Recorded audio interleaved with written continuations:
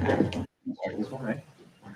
Okay, so we're going to talk to you tonight about our farm to school expansion. So we have a lot of things under that umbrella, farm to school expansion. We've partnered with Cornell Cooperative Extension for a lot of things, and that's going to be embedded in this. The first thing to point out, though, is our cook in the cafeteria here, Sasha Pulsifer, attended the New York State Farm to School Summit that was in Saratoga in March. It was a 2-3 day conference, and that was partially paid for by Cornell Cooperative Extension, her attendance. And a lot of what we're talking about on this slide specifically has been incorporated by Sasha from that summit. So it's really exciting.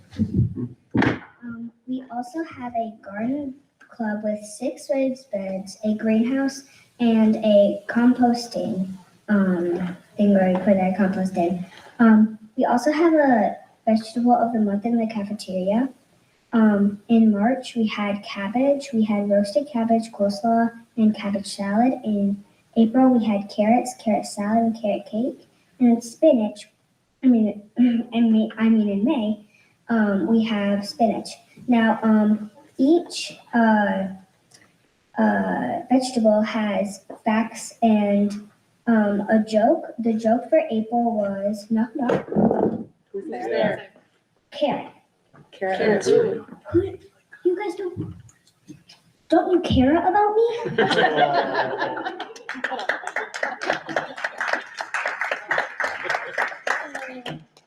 Yeah, Next slide. We have a Cornell Cooperative Extension agriculture in the classroom.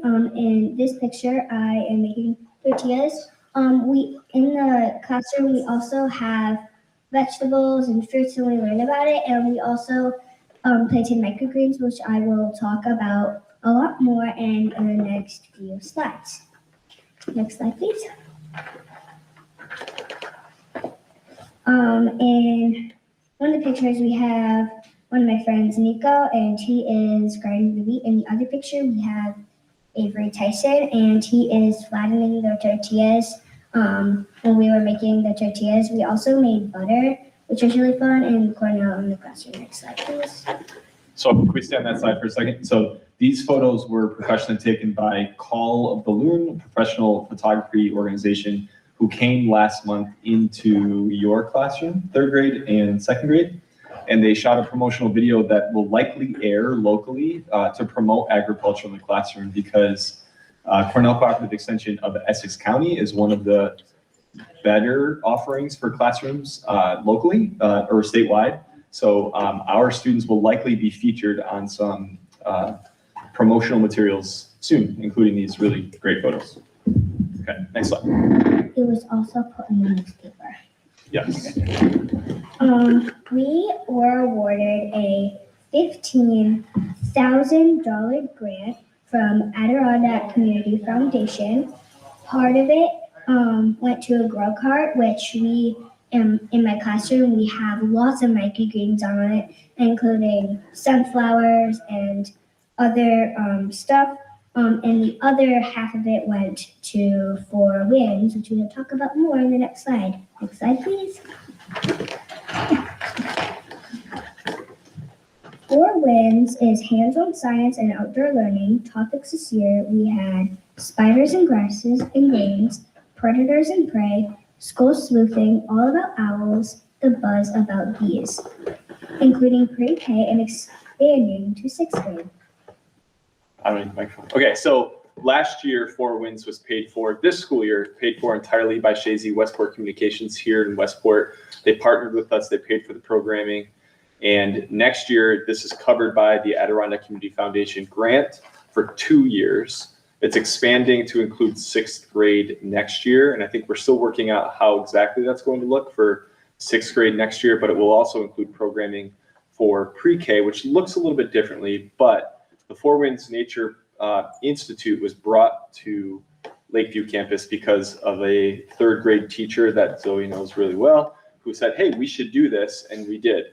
All of those programs, the topics, are done collectively, and they go outside as much as possible. It's very hands-on, so the skull sleuthing, they're like playing with a skull of a fox. It's an incredible experience.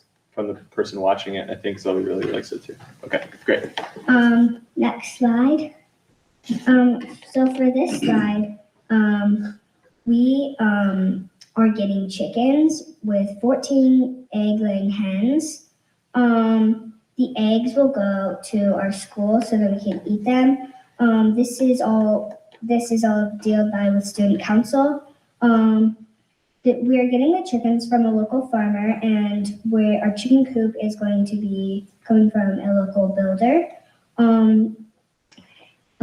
So for the chickens, the farmer is going to take them in the winter, and then once the chickens get too old, we're going to trade them back in for newer ones. And in the future years, we are going to maybe get goats. Yes. Next presentation. Yes, you're supposed to say, "Are you kidding?" And we're supposed to say no. So with the chicken coop, I think a couple of things. These are like two mock-ups of what we want to call them. Student council is taking the lead on this, and the chicken coop's going to go in the back right out here. You'll see like a area carved out for it.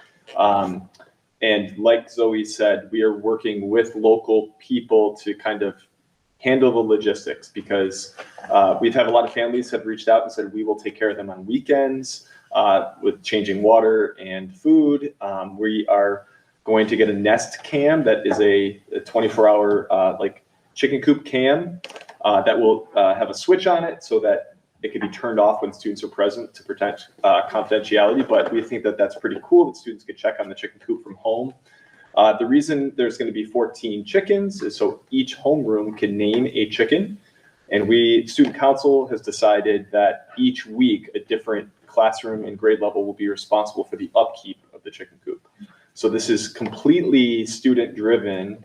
They're taking it over, and I think that's really exciting that it's an initiative that's important with the big picture, connecting science and STEM, but also the students are invested in it, which is really exciting. Next slide, please. On this slide, we are, second grade was making butter. And also, any questions? What cabbage was your favorite? I think that it was a coleslaw, to be honest. Okay. Thank you. Good job, Bill. Thank you very much. Zoe, I think maybe you are a future board member. That your public speaking skills are excellent. Thank you very much. And thank you, Mr. Kyler. Yeah. Sounds very exciting. I wish I was back in school. All right, number 7, executive session. Specifically, the board anticipates entering into executive session for the following reasons. A, number 6, to discuss the medical, financial, credit, or employment history of a particular person or persons. And B, number 8, to discuss the proposed acquisition, sale, or lease of real property, or proposed acquisition, sale, or exchange of securities, but only when publicity would substantially affect the value of these things. Do I have a motion to enter into executive session to discuss items A and B? I'll motion. Thank you, Paige. Second? Second. Thank you, Paul. Any discussion? All in favor? Aye. Aye. Opposed? Abstentions?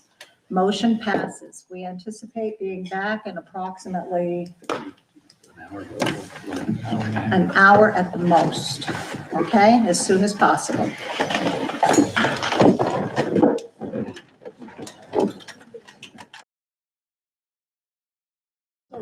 Okay, do I have a motion to reconvene into regular session? Paul, thank you, and a second? I'll second. Tom. Tom, thank you. All in favor? Aye. Opposed? Abstentions? Okay, motion passes to reconvene into regular session. Number 8, public budget hearing on the proposed 2026-27 spending plan. Presentation A, presentation on the proposed $16,467,338 spending plan for 2026-27 school year. Dr. Meyer, the floor is all yours. Thank you. I believe that in my 8th year of doing this is the first time during the public budget hearing that we have not had a New York State budget that has been approved. So that's exciting for me. Generally speaking, that does not affect us as much as it could other districts. And the reason for that is, and I've said this before, is that the state aid, the biggest component of aid we get from the state is the foundation aid. And we plan on getting very little. We typically plan for a 0% increase of that foundation aid. And so whatever we do get, it's a little bit extra for us. This year, we did budget some of that towards anticipated increased heating costs. And right now, because the governor came out at 1% and the legislature came out at 2%, we're expecting that number to be somewhere in between 1% and 2% for all safe harmless districts, but in theory, it could be anything. So that's really all there is to say about the budget update. I will throw in one other piece of information that's unrelated to the budget, but also equally important, that there seems to be some real discussion happening now about postponing the electric bus initiative. It sounds like up to 5 years. If we have to wait another month or so for a budget to get a delay in 5 years for that, I will gladly take that. So that's where we're at. So our budgeting philosophy, we're looking to provide high quality education and improve educational performance, looking to maintain and expand educational programs and opportunities while minimizing tax impact. We're looking to stay within the tax cap. We're looking to plan for the upcoming school year, 26-27 and beyond. So quick update, the tax cap legislation that was passed back in 2012, 2013.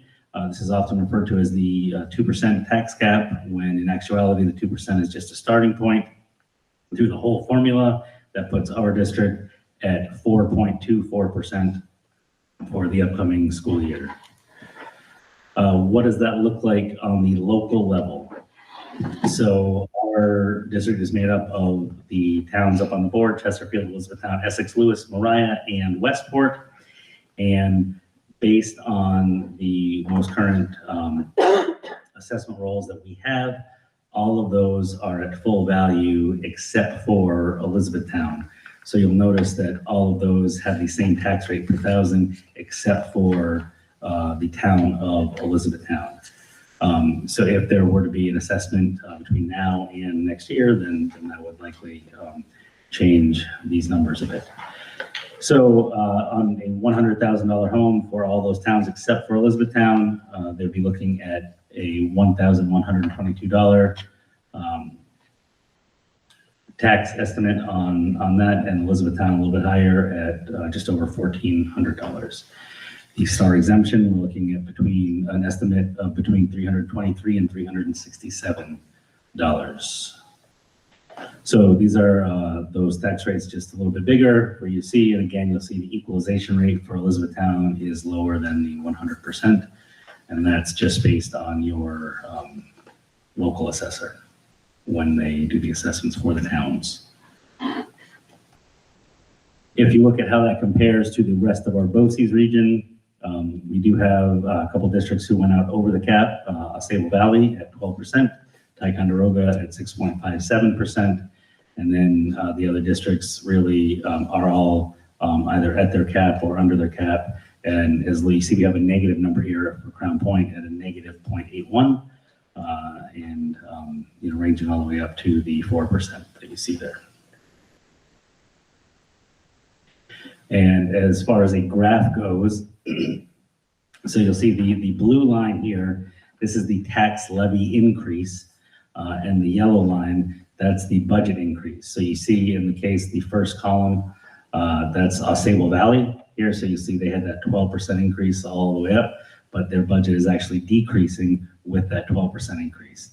You look at, you follow over to Boquet Valley, you see the blue line, that's just over the 4%.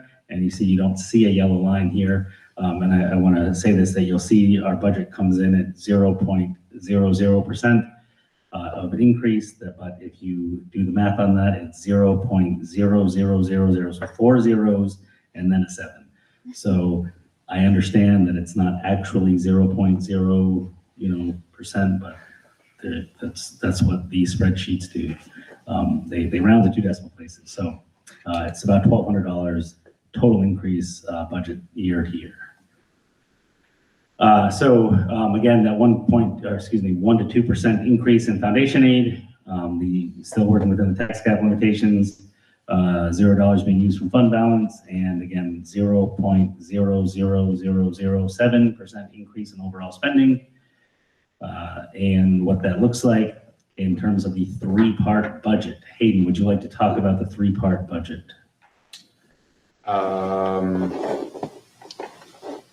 I can't wait till the state gets rid of the 3-part and we just go to a straight budget. But really what we're seeing on the administrative side, where there's nothing new, there's nothing added, it is really just contractual increases. And when I say contractual, I do not mean employment contracts only. That is all contractual costs that fall in that line. The capital decrease looks very large, but if you remember last year, we purchased 2 large buses, whereas this year we're only purchasing 1 small bus. And on the program side, there's a couple different changes within there, but that is really just contractual increases, materials and supplies, salary increases, health insurance increases, things like that. I would say there's no major surprises within the budget. Thank you. And again, that number at the bottom, the $1,218, that's the difference that I'm talking about, the 0.00007%. That's it there. So again, the 3-part budget here. So we'll give you a little bit more detail. I have the next 3 slides show each of these 3 pieces in a little bit more detail. And I'm going to throw it back to Hayden if there's anything here you'd like to point out in the admin budget. Really, the only thing you'll see, the business administration line is decreasing quite substantially. That is really, we are just moving things between budget lines. Instead of grouping a single BOCES COSER to one line, we're able to split it up amongst multiple lines. And then the other big increase, the BOCES capital expenses, that is a legally required expense that we have no control over. That we don't get to say, well, we do get to say yes or no, but it did pass the BOCES budget this year. And that is due to the new lease for the new CTE center in Plattsburgh that is being built. That'll hit our budgets this year. So in future years, as I say that, in 2 years, we'll see another increase, but it should remain pretty stable from there. Everything else is just normal, going through, analyzing all of the data on what we have and what we need. But there was really no major changes within this budget. Can I ask one question? Sure. Under the employee benefits, and of course, it's what was in the paper, you probably read it too. Consortium health insurance, up in the farther north, they were $25 million increase in their cost, or they were. This is which consortium?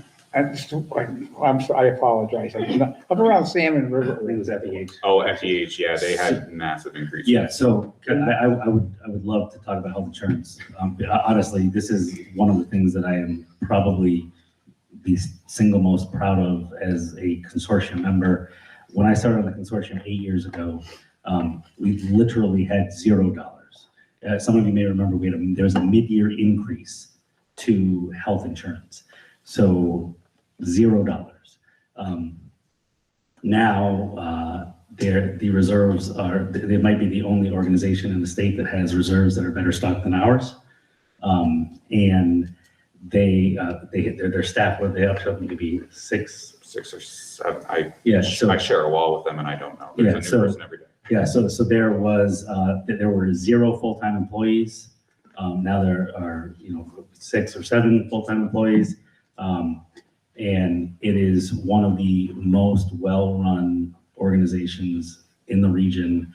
And it's why our consortium is doing so well. We made some really great decisions. So anyone that is part of that consortium, I think that while you absolutely have seen some changes, and changes can be frustrating, and new cards are, you never know which you're supposed to use at the doctor if you don't keep track of all of them.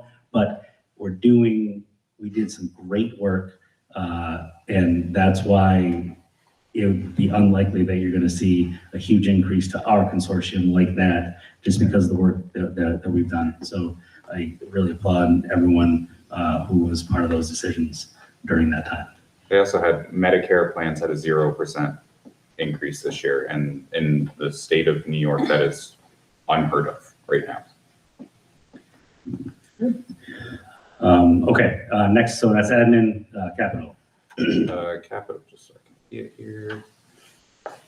Capital, really no big changes. You'll see maintenance of plant is decreasing.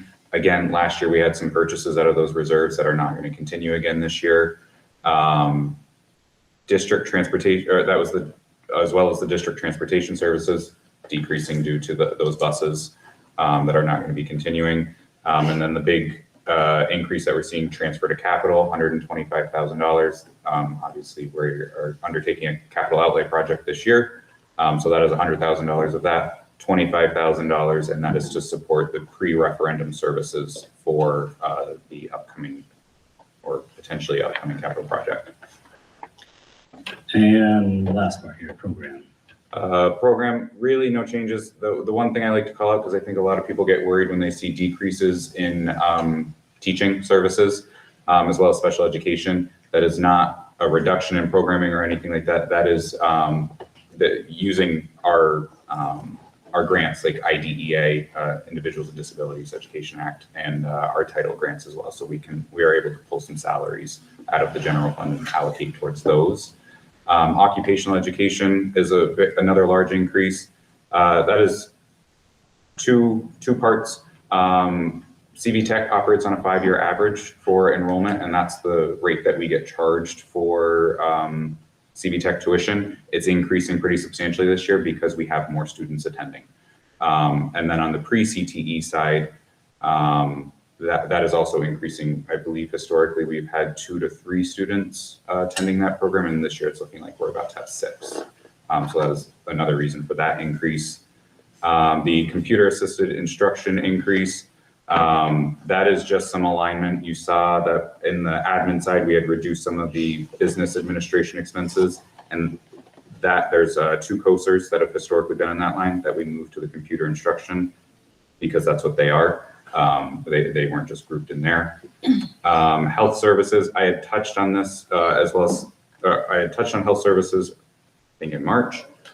That was just my omission of a salary in last year's budget. I put it in the wrong line, so that's why that is increasing. And psychological services is also an increase due to some staffing needs. And then interscholastic athletics and co-curricular activity, or interscholastic athletics is increasing. That is, again, not due to something else. That is also a salary that I had placed, miscoded last year to co-curricular activities. And then you're seeing the only other decrease, I like to call it, you see these transfers, transfer to school food, transfer to special aid fund. Transfer to school food is, we are paying into the cafeteria to help support it, should it not be able to pay for itself through sales or through the state and federal reimbursement. So we always budget for that. And then transfer to special aid fund. That is actually our summer school bill. That is the only thing that is in there.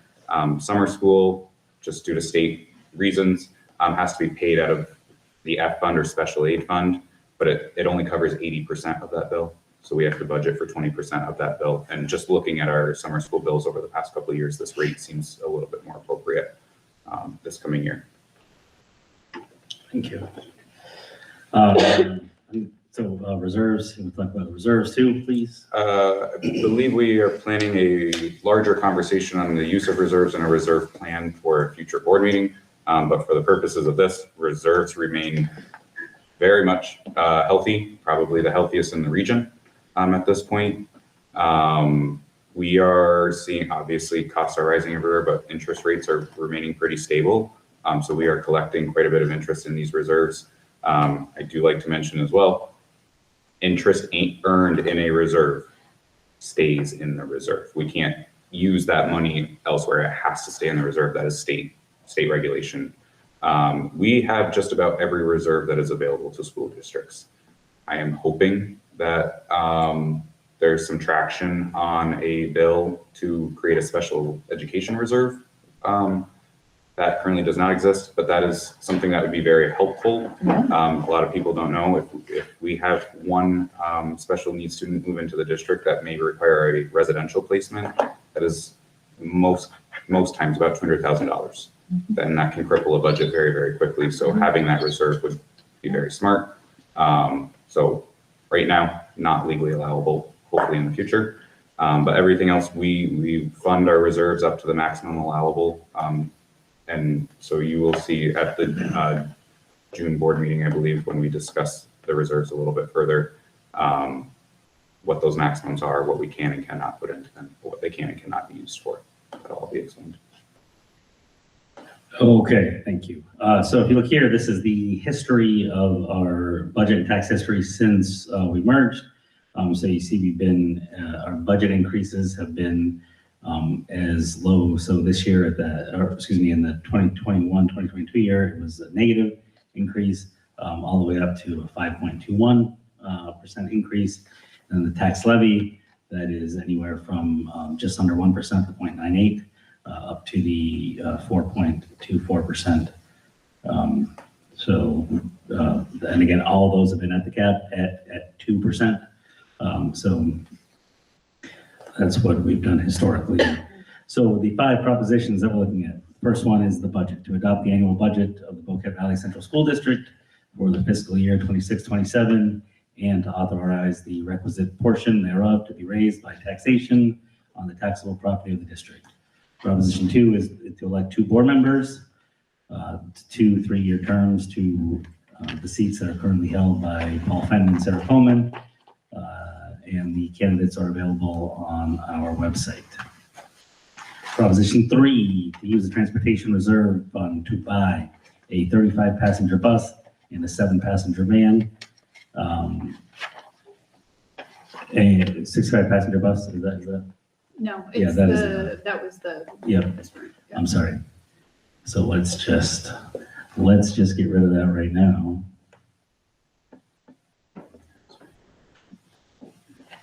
My apologies. Copy and paste, love it, but, okay. Use the Transportation Reserve Fund to buy a 35-passenger bus and a 7-passenger van at a maximum of $162,000. Proposition 4, purchase a plow truck and a tractor at a maximum of $115,000 using the Transportation Reserve Fund. And Proposition 5, this is for the library, to increase the library funding by $15,000, which will be divided equally between the 3 public libraries in the district. As a reminder, the $15,000 has nothing to do with our budget. We just simply serve as the middleman in that transaction, so they don't need to have their own referendum, and so we collect the money for them, but it is totally separate from our budget. Questions or comments about the budget hearing presentation? Josh, I have one actually. Yes. I've heard a lot of rumors, and I don't even see it on tonight, that we were gonna be cutting positions, and I don't think we've ever discussed that. So Yeah, I had a couple of community members come up and say, you guys are cutting positions, and I was like, so I paid special attention, and yeah, okay, There aren't any positions being cut. no. I know we've talked about attrition, Right. but yeah, okay. I thought maybe I lost something along the Been no way. mention of cutting positions. Okay. All right, any questions from any of the community members? Anyone have any questions? It's a very small question, but I'm just curious, you mentioned that the cafeteria has its own separate budget, and you said if it couldn't raise its own money via sales, but I thought that school lunches were free, so I'm just curious what you mean by sales. Sales and reimbursements from the state. Sorry. Thank you. Okay. Thank you. Anyone else have any questions? Any of board members? Questions? Okay. Well, thank you very much, Dr. Meyer. And if there are no other questions, we'll move on to number 9, the capital project update. Dr. Meyer, are you able to provide us with any positive news from state ed? So the good news is that we have gotten our building aid units back from state ed, which is a good step, not quite ready to talk about, costs and what the local costs would be. We also, our construction manager has reached out and said that they want to take another look at the numbers just due to some of the increased costs. So a good step forward, but we're not quite ready to present actual costs to the public yet. Hopefully soon. I would say at this point, comfortably, we're probably, best case looking at a October, November vote. I think we've talked about this before, but even if things really were to move forward from here, it doesn't make sense to vote over the summer. So I think that's where we're probably looking at is some point in the fall. But you think that we'll have more of an update in June at the very least? Getting the BAUs is a really good. Yeah. I mean, that means like they are actually they're doing some math for us, so. Good. It's good, yeah. You said somebody was doing something with numbers, but I didn't catch all of that. So we have the BAUs, that's the building Yep. aid units, which essentially it's our enrollment. However, one student doesn't necessarily equal one BAU. For example, special education students count more, English language learning students count more. And there are other factors there that I can never remember all of them. But so we get a whole BAU count. And then from there, we start getting some numbers. So I'm hoping that the next email we get from the state is, this is the cost, this is the aid, this is what the local share would be. Okay, thank you. All right, any other questions for Dr. Meyer? Okay, thank you, Dr. Meyer, for that update. Number 10, board discussion, old business. We're number 1, tax exemption exit survey. Dr. Meyer, would you please explain this, what we're going to be Yes. looking at for next week? Yep. So we, going back a few months, we had looked at doing a tax exemption for veterans. I believe first responders was discussed at that time, and Hayden did a lot of work on what those exemptions could be. Our plan was to have the community vote on that. The exemptions are great. However, if one resident gets an exemption, that means that other residents are paying to cover that exemption. So the board wanted to have this be a community vote, which we found out we weren't allowed to do. So the board, in still wanting some feedback from the community, we think this is a good way to get that feedback through an exit survey. It would just be a brief, a couple questions. I would work with Hayden and with our attorneys just to make sure that we're using appropriate language and just get the idea is that based on the results, the board could then make a decision on how they want it to move forward. Ultimately, it has to be a board decision, not a community decision, but this would just be additional information. So as part of the discussion tonight, is there anything that you would definitely want included on that in terms of the different types of exemptions, or would you want to ask about a variety of exemptions, or is there anything that you would want to make sure that we did do or didn't do as part of that exit survey? Well, I think we definitely should have the disabled veterans as one of the options. I think if you do that, if you put the veterans exemptions up, that's part of the entire bill. That would include the disabled. I believe that's. But you where- have to vote on them separately, correct? I think you can do it as one group. I thought you had said before that, The veterans one is a little bit confusing. There's one overarching exemption and then there's sub-exemptions. So you have to adopt the overall one. And then do you want to And then you adopt gotta any of the add to. subs? Then you have to do. So I guess I kind of feel like, first and foremost, do you support or not support the veterans exemption? And then what falls under that category? Because we can't get good data on who lives in the district, right? There's some data, but it Right, it it's might not not, be the most reliable. right. And maybe for some towns and not the others or whatever, okay. So Can- Yeah. No, go ahead. Go ahead. Can you get a double exemption such as a veteran and a firefighter? I have no clue. How about if you have a 480A? Can you get an exemption for a 480A veterans? I think this Also, is, I have And- no idea. I think this is your Disabled. assessor conversation. How much can I get on this? You're whittling your bill down? Right, You getting a school board you might be exemption paying next? me. That's correct. So how are you going to set that up? Are you going to put the overall question, are you in support of a veterans exemption? And then are you going to list individual ones, or are you just going to put that overall question? So, And then the board. well, yeah, so if I'm understanding, I think if I just understood the last discussion there, we have the overall, I have a question about the overall, Mhm. and then potentially list some sub exemptions. Probably the most common. Yeah. If you Well- don't list, I know, how many are there? Like 14? Yeah.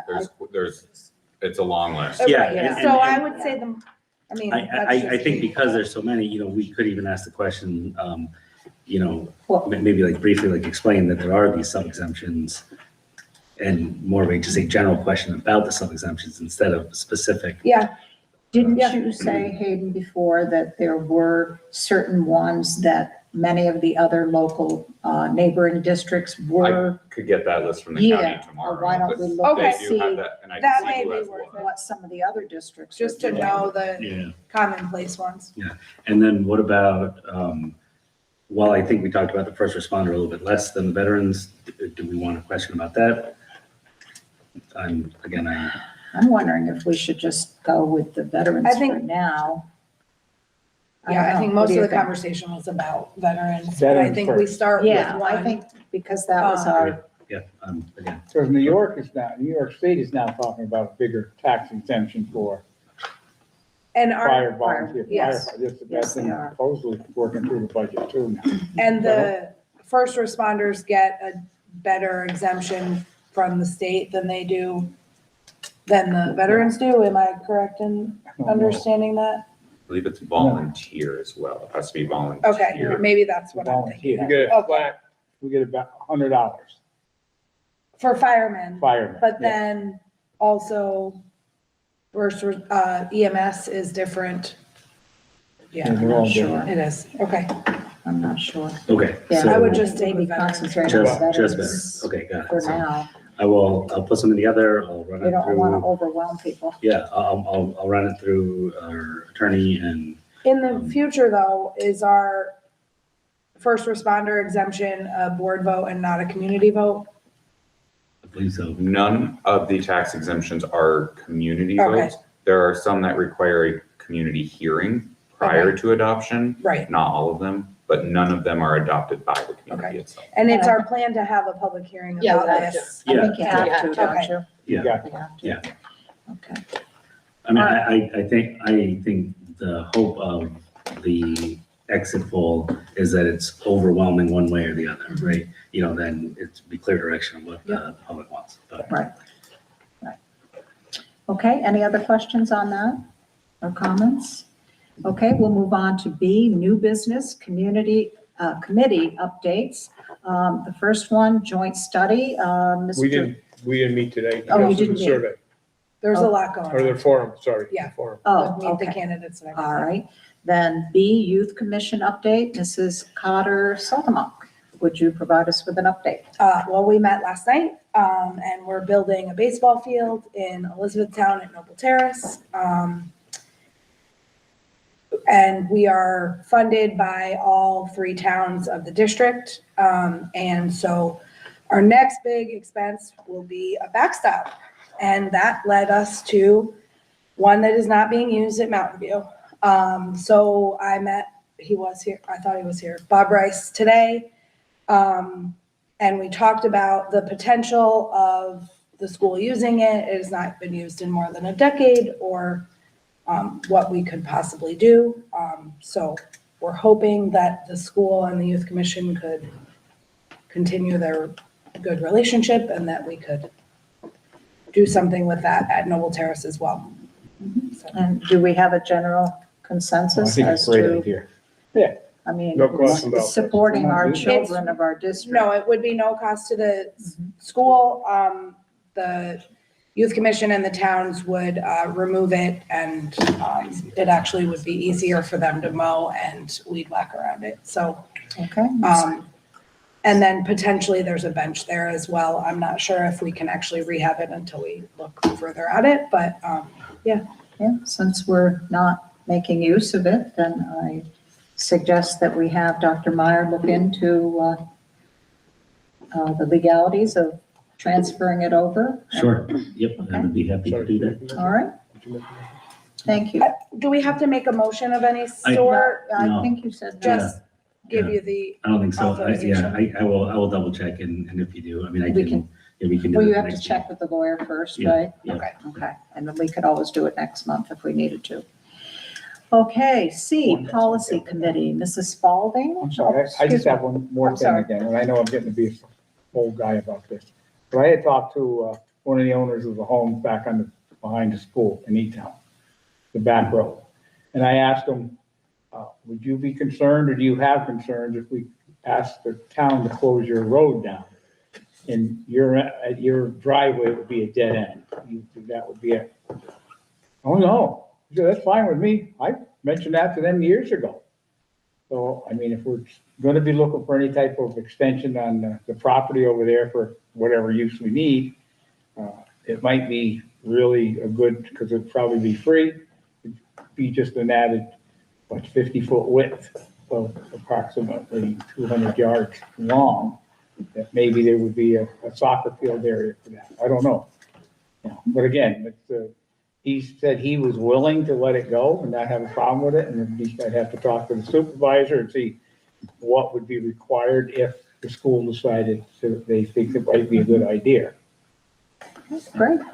Well, thank you for checking in on that, and it's certainly I actually wish 15 years ago. good to keep in mind for the future. 20 years ago that the school was offered, we wanted to buy the judge's house back there, and I wish we had bought it then.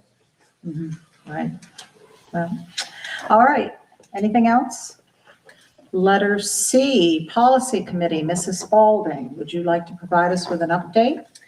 Well, we had actually quite a few that were recommended by Area 1 Policy Services that we did some work on. We are gonna later on have a discussion about 1510.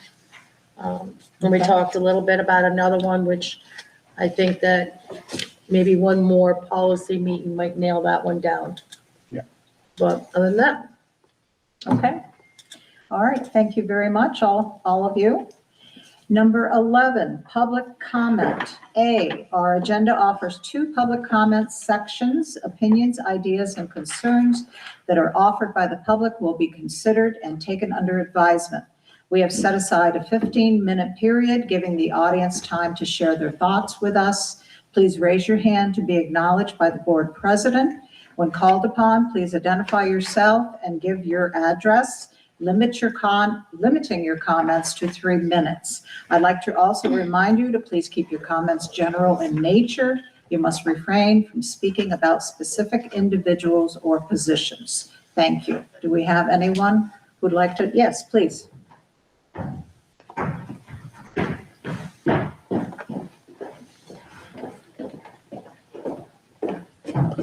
Hi, I'm Olive Stewart. I live in Westport. First, I just wanted to say, can we get chickens at Mountain View? That'd be incredible. chickens. Oh, chicken. Raise it up to 7. But what I just wanted to say thank you. This is my first year being able to take AP classes, and I just wanted to thank the teachers, the administration, and the board for giving us the opportunity to take these classes.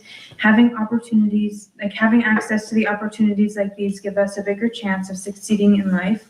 And some schools don't get these opportunities, and I will be forever very grateful that we do. Thank you. Thank you. Can I ask a question? Which AP class are you taking? I'm currently taking Yeah. yeah. Sorry to put you on the spot. That was me. remembered A push. I couldn't put the words. So remind me, I know AP Psych was today. Did you already have your test? Yeah, I had mine last Friday. How did it go? Good, I think. That's a good answer. Also, I just had like a random question. Why do you guys, like, is there a specific reason you guys ask for like the address? Like for public comments? Is Because it it, was in there. I don't know, yeah. is it just like because it's there, or do you guys like use it for a specific thing? I don't know, Yeah. and just to maybe to differentiate, to see if somebody is out of the Residency. district or in the district. Yeah, I think that's probably the only reason. Thank you. There's no statistic purposes. Hey, or way to anything. put us on the spot. Thank you very much. We appreciate your comment. Anyone else? Anyone else? Okay, we'll move right along to number 12 then. Ex officio student school board member report. As always, it's a pleasure to have Sadie Burgess, our student school board member, here with us this evening. And she's going to provide us with a report on behalf of the student body. Sadie, take it away. Thank you. It's been a very busy month, so we couldn't put everything on, but these are just the highlights. We had a lot of field trip opportunities in April and in May. First was the senior ice skating trip. The senior English students took a field trip to Lake Placid Olympic Center. They visited the museum, and a lot of them learned to skate for the first time. It has to do with their final project, which is about the legacy that they're leaving. And so they're relating it to the 1980 Olympic team. So I think it was a really fun experience, very educational. And then the other field trip was the Montreal Sugar Shack trip. French students had the opportunity to go to Montreal to visit a sugar shack. They got to learn how maple syrup is made, and then they had a lunch with all the maple syrup. So I think they had a lot of fun. We're so lucky to have so many incredible opportunities to do all these field trips. And then we had, for the end of the third quarter assembly, we had taiko drummers from Vermont come. It was so incredible. They were incredible. They taught us, some students, how to do some of the drumming. They did a workshop afterwards. Everyone always looks forward to the assemblies, and we learned a lot. And then we also had a career fair where community members came in and taught Mountain View students about their jobs. It was so incredible to hear firsthand about things in the community. So thank you so much to all the community members that came, all the teachers that helped. It was so fun. Everyone really enjoyed it, and there was a good range of jobs. And then it's the end of the year, so we're doing a lot of testing. We had the SAT at the end of April, and then we're finishing AP tests this week and state testing too. And then we're looking forward, we're gonna do regents. So it's just a big time for tests and finals. And then the seniors only have 21 days left. So looking forward to the summer. Right. Well, thank you so much, Sadie. It's always very refreshing to learn all the exciting and positive things that are happening at Boquet Valley. And we appreciate the time and effort that you put forth to present this each month. We appreciate it. Thank you. Number 13, approval of the agenda and minutes. Letter A, approve the adoption of the agenda with the inclusion of the addendum for items 16B and 19C. And B, approve the minutes of April 16th, 2026 regular meeting, the minutes of April 21st, 2026 budget meeting, and the minutes of April 28th, 2026 CBES vote and election as presented. Do I have a motion to approve 13A and B with the addendum items 16B and 19C? I'll motion. Thank you, Paige. Second? I'll second. Thank you, Deb. Any discussion? Just a big congratulations to Jason Welch for being on the CVES board. Oh, So yes, that's exciting for him. yes, See picture? yes, congratulations, Jason. All right, all in favor? Aye, opposed? Any abstentions? Okay, items 13A and B are approved. Number 14, financials. Do I have a motion to approve items 14A, 1 through 6? A motion? Oh, Paul raised his hand Okay. first, so I'm going to say Paul, thank you, and Deb, second. Sure. All right, and any discussion of these items? All in favor? Aye, opposed, abstentions? Motion 14A, 1 through 6 has been approved. Okay, number 15, CSE, CPSE, and 504 recommendations. A, accept and approve the Committee on Preschool Special Education, Committee on Special Education, and Committee on 504 Plan recommendations as presented. Do I have a motion to approve 15A? Motion? Paige, thank you. Second? I'll second. Thank you, Sarah.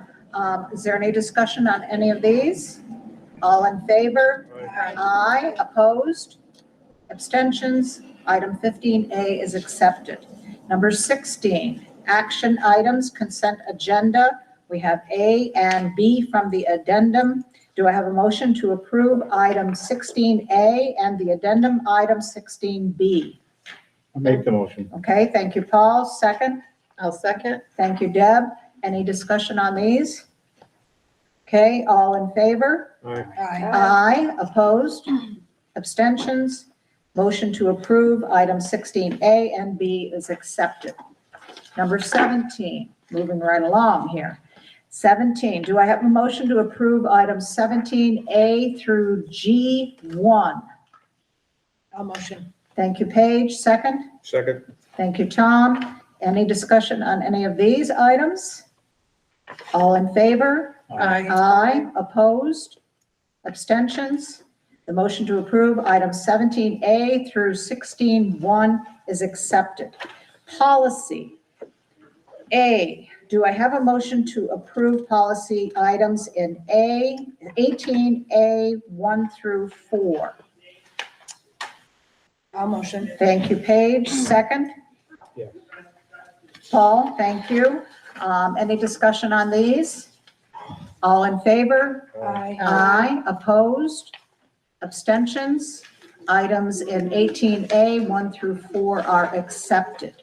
B, policy discussion regarding policy number 1510, regular board meetings and rules. Mrs. Spalding, since you mentioned this previously, would you like to explain exactly what this policy change involves? Oh, but it's not so much of a change, if I'm correct, right? Josh, we were gonna try something for a couple months. So the way that the policy currently reads has to do with the board agenda. And it's currently states that the board agenda will be made available the Friday before the board meetings. And as you know, as board members, that it is usually available prior to that. It's in the drive and you have access to it prior to that. But it isn't ever finalized until about 24 hours before when it's released. And then at that time, even as you see tonight, there can be an addendum that is added. So there was interest about adding the word finalized, so having the finalized agenda by the Friday before. I expressed some concerns with that I just think that it would lead to addendums happening pretty regularly. And, you know, to the point where you could have your addendum could be longer than the agenda. So I don't think that that's a good move moving forward, but I wanted to make sure that I understood what the board was trying to accomplish by adding that. Is there something that you think that you're not getting? Is there, I just need a better understanding so we can try to solve the problem. Well, I know based on my previous experience as a board member, when I was on with the ELCS district. It was much easier for the board members to have a finalized agenda and the associated documents presented to the board the Friday before the meeting. That allowed the board to have a few days to read, digest, and perhaps research the information that was presented. Personally, I think it's not only unfair to the board members to keep adding additional items and documents to our folders up to the morning of the meeting, but I also believe it's unwise for us to continue this practice. In order for board members to make informed decisions, which are in the best interest of the district, they need time to read and fully understand all of the information presented. People who work may not even have an opportunity to review the documents prior to making a decision on a vote. Once again, I think it's unfair and unwise to continue this manner. Therefore, I propose that we approve the revision of this policy at our next meeting. How do the rest of you feel about it? So right now it says 24 hours and you want to make, so that would be more like. It's in our policy that the board received their agenda the Friday before. We have had it in our packet, in our folder, but it's a draft. It's not the So what's the finalized 24 version. hour, what's that language? Is that in the policy? No. Oh, I thought so. I thought you said So that it's, we need to release the agenda, right, 24 hours oh, to before the meeting. public? We technically don't have to release an agenda regarding, so open meetings law, but we do it's in the teachers union contract that they're provided the agenda 24 hours beforehand. But I'm saying that if it's not in if things are not, the finalized agenda is not presented until the morning of a board meeting, that doesn't give the board a lot of time to review the information. And if they wanted to do any research on a particular topic or read through the documents that are associated with it, it just seems to me that unless it's an emergency situation where something needed to be voted on at that meeting because you needed to fill a position for a teaching position or something that was vacant, or a bus driver or something like that, that whatever comes up in the meantime from that Friday to that time of the board meeting could be put onto the next month's agenda, the next meeting. So you said this twice, and you were on both times, that when you said when it's released the morning of a board meeting, it is not the morning of the board meeting, it's 24 hours in advance. No, I think she meant like some days information gets put into our folder the morning of the meeting. We have had that happen where. Okay, so let's just clarify that's not here the that, agenda. yeah, you're talking about changing the language around the agenda. That is the document you have in front of you. That doesn't address anything else. Well, perhaps we should change it to have the associated documents That with has the not come agenda. up. That has not come up in our policy Well, committee that's discussion. why we're talking about it now. Yeah, and I'm saying that. We're that having has a not come up. discussion about it. I don't know. How did the rest of you feel? I mean, I like to make an informed decision when I vote on something. Well, Absolutely. historically, I have never seen huge additions coming from, say, Friday to Thursday. If it is, it usually presents as an addendum or it's pointed out to us. I mean, anything big presentations is going to be in there well in advance of the Friday before because it's being prepared and planned for. I just have never seen anything besides maybe a new hire that's No, being added. There have been times when there's been additional information. There's been things that need to be read that have been put in. I don't recall that, so. So I remember last year, people saying that they did not have time to read the documents because they were put in so late. I don't know, that's just my feelings. And Tom, how do you feel about it? Oops, I'm sorry. I see a problem on both ends. Pardon? I see a problem on both ends, that, I mean, there could be times that I'm not home until the last minute of getting that agenda. But I can also see you be listed by a whole bunch of addendums. You know? I don't know how you resolve it. I think Friday is not a bad, if you're having a Tuesday meeting, Friday's not a bad time. Could you say rather than 24 hours, you say 2 days or 3 days? I don't know, but then you get into Tuesday meeting, then you get into the weekend. With our meetings being mostly on Thursday, this is one of the points I've tried to make is that if you look at, you're saying the Friday before, that's about a week. Yeah, It's a whole that's about a week. That's, So roughly. what if we move it to like, That's what if we just roughly say- 25% of the month. I mean, So. if we have to do the agenda 24 hours ahead of time for the teachers, like, is 36 or 48 too much for us to ask? I don't know. Yeah, even a couple days before, so that it's Personally- not last minute. Personally, in the beginning, I was super overwhelmed with the amount of information, but I've figured it out now. So it doesn't really, I'm still checking it right, if I have an hour in the afternoon before the meeting, then I'm still checking it just to make sure. But, Does yeah, a compromise work? Yeah. yeah, Compromise work? Well, yeah. Just have, a few days before? Like Tuesday? I mean, a lot Like of times. Tuesday, if you have a like, You Thursday. might say in meeting. an hour, well, so like 48, days or, 2 days 48 before, hours 3 as days opposed to before. 24. Well, 48 hours before, in case the meeting. is Well, on like Tuesday. today Yeah. is Tuesday, I mean, obviously, It I only don't happens expect once you a to year. send it to us on Sunday, but, Okay, so you'll discuss that then during Okay. your next policy meeting and maybe come to a decision so that we can put it up to a vote for next month, Great, sounds good. okay? All right, I guess that's it. Yeah, I Now we mean, go stuff to happens. number 19, superintendent's update. Dr. Meyer? I think my public budget hearing was just about, just the grants. Mr. Crowley, you want to talk about the grants?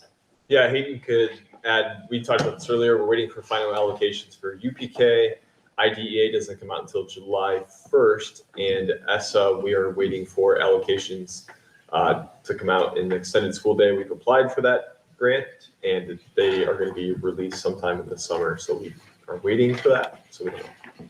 So we got is that the Oasis grant? Yeah. Correct. When So was we got that it? announced? No, Oh, we've you don't know applied for yet. it, we're waiting to hear back. When was that announced last time?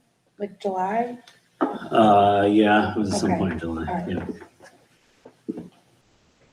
And that's really it on my end, but Okay, what's the addendum though? That's it, yes, I Well, I was have just gonna one say. quick question on that. Okay. So if the extended school day grant isn't, if we don't find out till July, do we still have that through the summer? No, No, it no. ends June 30th. So, yeah, Oh. so we are done June 30th.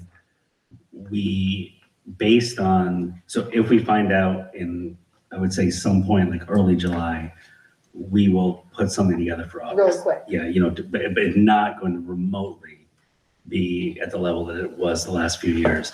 But, we'll figure something out for the first, for probably the first couple weeks of August to make something work. But that it's all about timing, right? Gotcha. We need to know we got the grant. We need teachers willing to do the programs. And then we need to get students signed up. So it would be something small, but it would be something. Okay, thank you. Okay, so the last piece here, so as part of our budget, we have the capital outlay project, and Hayden, feel free to jump in on any of this if you want to, but capital outlay, as Hayden mentioned, it's a $100,000 project with a little bit of additional money budgeted to cover some of the pre-referendum costs. What this is doing, this is the secret resolution that's going to allow for any appropriate testing, anything like that, that needs to happen prior to this being done. This is just a floor replacement in some of our rooms at Mountain View that has some carpet that is very worn out.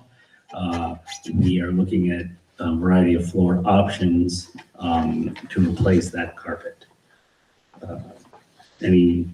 I guess I'll pause there and see if there's anything he wants to add or any questions from any board members. Any questions? Okay, do I have a motion to approve the Secura, am I saying that correctly?